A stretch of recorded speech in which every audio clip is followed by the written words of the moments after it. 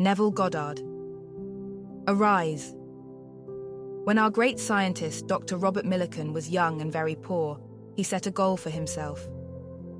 Condensing his dream of greatness and security into a simple statement, he silently repeated the thought over and over again. This he did until the feeling of greatness and security crowded all other thoughts out of his consciousness. These are his words. I have a lavish, steady, dependable income, consistent with integrity and mutual benefit. As I have said repeatedly, everything depends upon your attitude towards yourself. That which you will not affirm as true of yourself cannot develop in your life. Dr. Millikan wrote his dream of greatness and security in the first person, present tense. He did not say, I will be great, or I will be secure, implying that he was not great and secure. Instead, he made his future dream a present fact by saying, I have a lavish, steady, dependable income, consistent with integrity and mutual benefit. If you seek to realize your future dream, it must become a present fact in your mind. You must experience in imagination what you would experience in reality if you had achieved your goal, for the soul, imagining itself into a situation, takes on the results of that imaginary act. If it does not, the goal remains unfulfilled. The purpose of this teaching is to stir the highest in you to confidence and self-assertion. The command constantly given us in Scripture is to arise. If we are to understand the reason for this, we must recognize that the universe, understood internally, is an infinite series of levels, and man is what he is according to where he is in that series. As we lift up our consciousness, our world reshapes itself in harmony with the level to which we have risen. One whose prayer has been granted rises from his prayer a better man. To change your present state, you, like Dr. Millikan, must rise to a higher level of consciousness.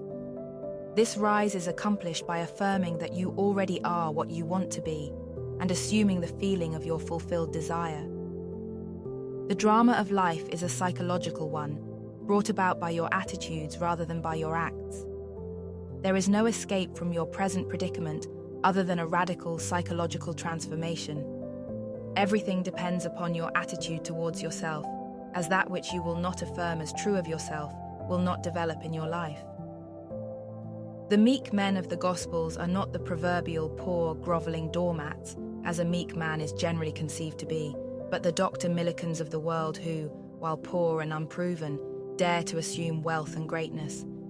These are the men who inherit the earth. Any concept of self less than the best robs you, and the promise is, blessed are the meek, for they shall inherit the earth. In the original text, the word translated meek means tamed, as a wild animal is tamed. A tamed mind may be likened to a pruned vine of which it is said, behold this vine. I found it a wild tree whose wanton strength had swollen into irregular twigs. But I pruned the plant and it grew temperate in its vain expense of useless leaves, and knotted as you see into these clean, full clusters to repay the hand that wisely wounded it. A meek man is so self-disciplined he sees only the finest and thinks only the best.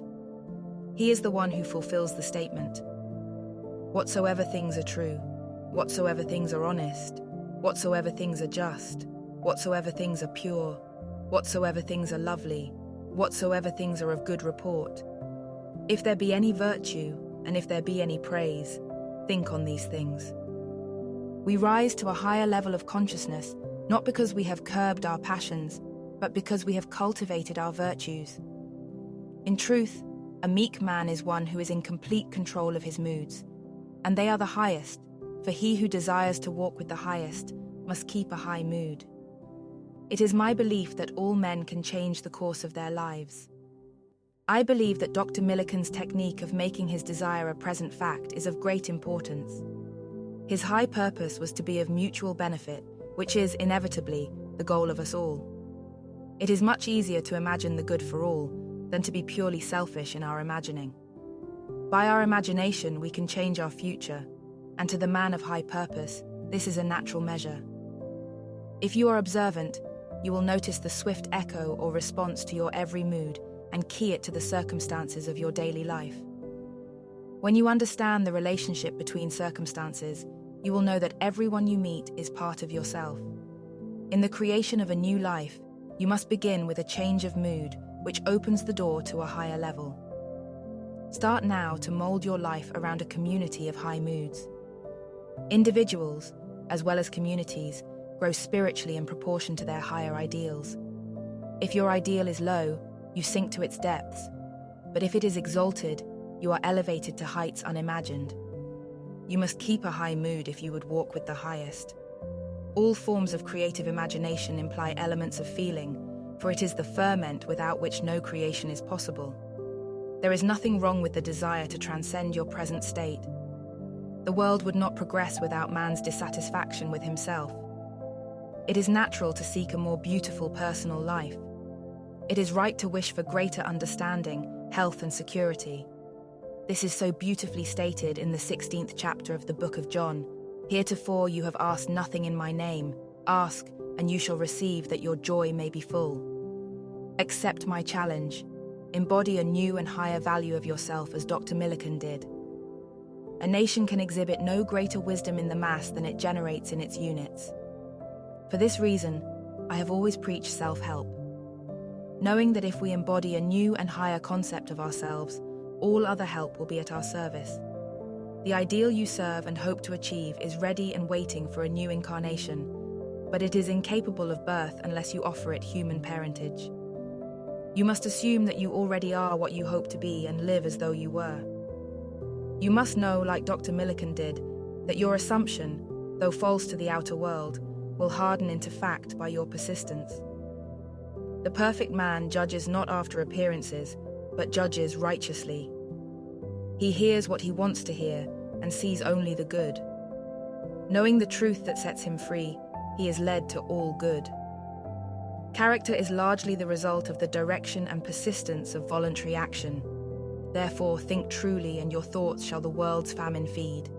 Speak truly, and each word shall be a fruitful seed. Live truly, and your life shall be a great and noble creed.